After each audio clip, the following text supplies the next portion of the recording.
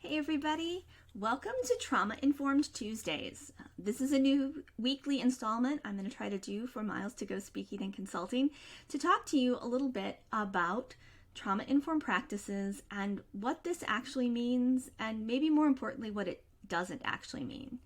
So I'm Nicole Miles. I'm the owner and founder of Miles to Go Speaking and Consulting, and I work in the areas of trauma informed practices, resilience, and post-traumatic growth.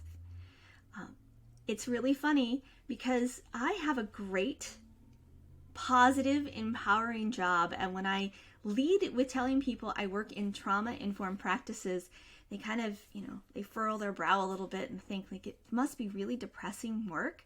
And it's not. I think that that's one of the reasons why so many places avoid the idea of even embarking on trauma-informed practices in general, is because they're afraid that what this means is we're sitting in a circle sharing the deepest, darkest moments of our lives, and that's not at all what a trauma-informed practice really is. So, I do this work because it's affecting everybody. We don't like this word trauma in our society, and I'm going to say it a lot over the next couple of minutes, so get comfortable, or I guess skip if this is not a thing you want to hear. But the deal is that as American adults, 70% of us are going to have a major trauma in our adult lifetime. So that doesn't count the childhood stuff, and we can talk about that in another episode, but 70% is basically most people that you're running into on a daily basis have had a major event or will have a major event in their lives that will affect the way they interact on a day-to-day basis. That was before a global pandemic, so I'm guessing that number is closer to something like 90% now. And we're seeing it. We're seeing it in the workplace. We're seeing the fallout of it, where we're talking about employee retention and wellness issues and a mental health crisis. Right? These are all responses from going through kind of a shared global trauma.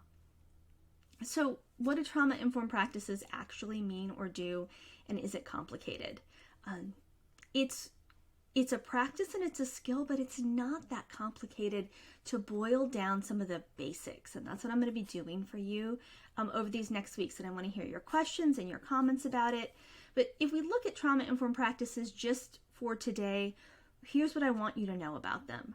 A trauma-informed practice effectively takes the question we often ask when we have a negative interaction with somebody, which is, what is wrong with you?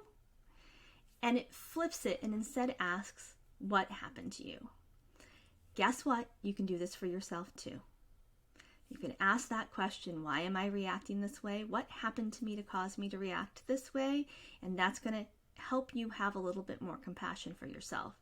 But certainly if you think about your workplace, the coworker who drives you crazy, or the bad day you had, maybe where you got short with your kids in the morning, or they got short with you. Asking that question, what happened to you? It changes the locus of what we need to actually fix, right?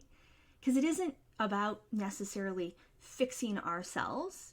It's about learning to mitigate what happens in our traumas and adjust. That's resilience work. We do that too.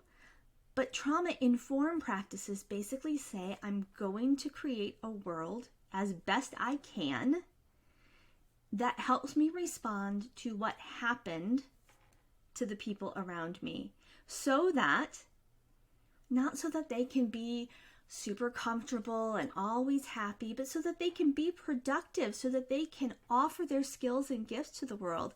The thing about trauma-informed practices is that it actually really benefits all of us to be aware of how we can do this. And so over the next few weeks, I'm going to take you through some very simple trauma-informed practices, some language you can use, some responses you can have, and even some basic policies that we can put inside of our workplaces or inside of our communities that will help us along.